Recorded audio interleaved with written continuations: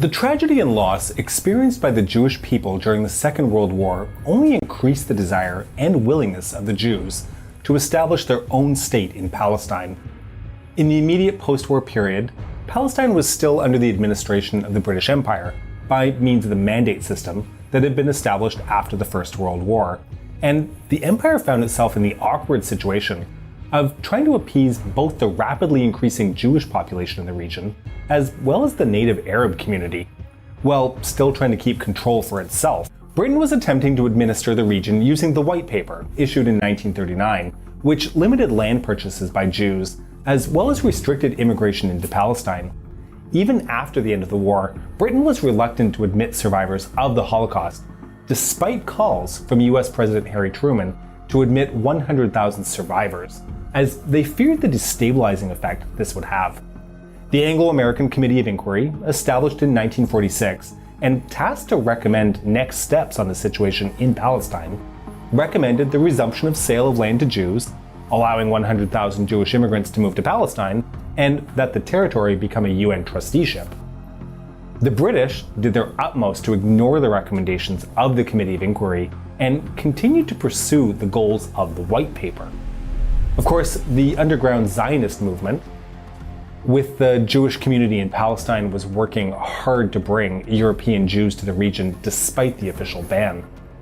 Combined with this, the militarized wing of the Zionists conducted sabotage and terrorist attacks to complicate the goals of the British.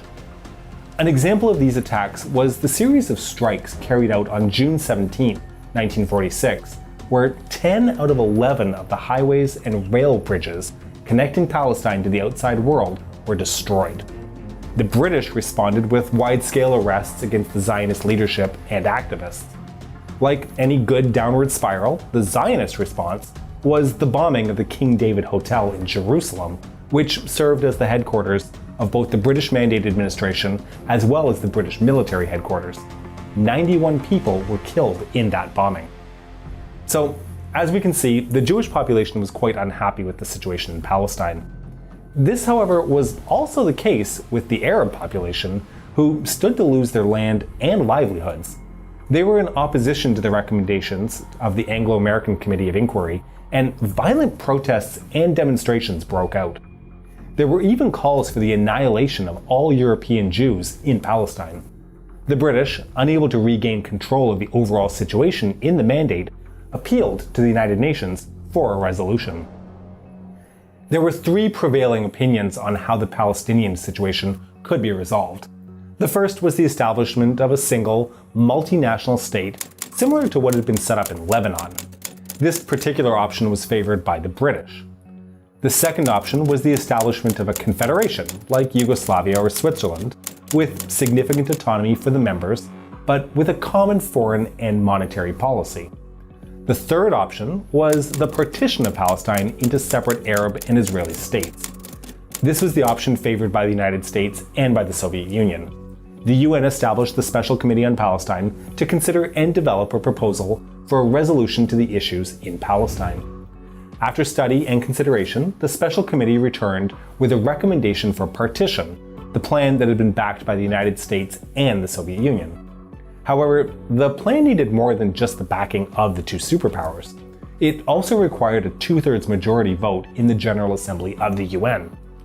This was far from guaranteed, as both the British and all the Muslim majority states were firmly against the partition plan.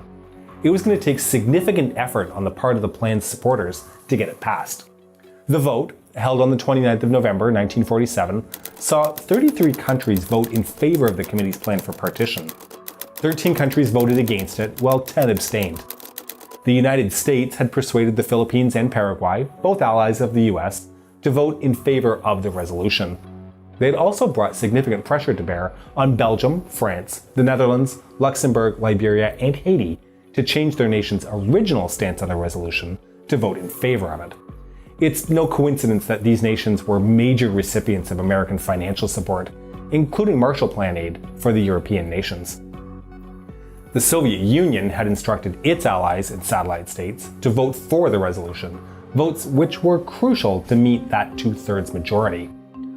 Of all the socialist states, only Yugoslavia did not vote in favor of the resolution, as they abstained. So, what motivated these decisions?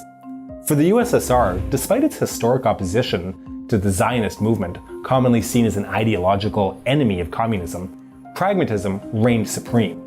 Stalin believed that the partition of Palestine would weaken the British grip over the Arab world.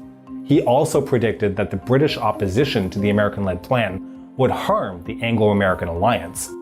Stalin was confident that when the Arab world became disillusioned with both the Americans and the British, they would then turn to the Soviet Union for aid and support, despite the USSR's initial support for the partition plan.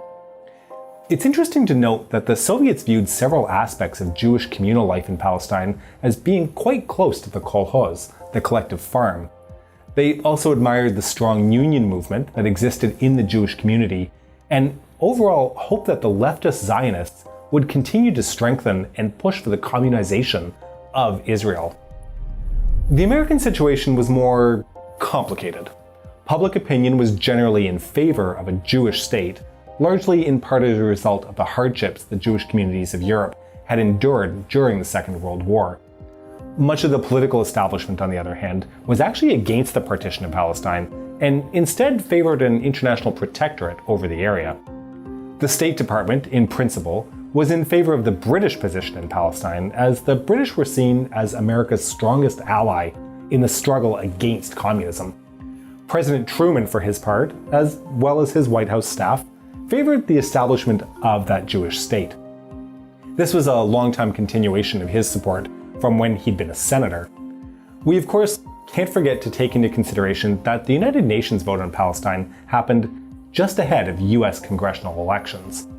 It was accepted that voting in favor of the partition plan in the UN would translate into the support of the Jewish vote in those upcoming elections. American voters also viewed Palestine as an opportunity where the United States could fill the vacuum of international power left by the retreating British and French.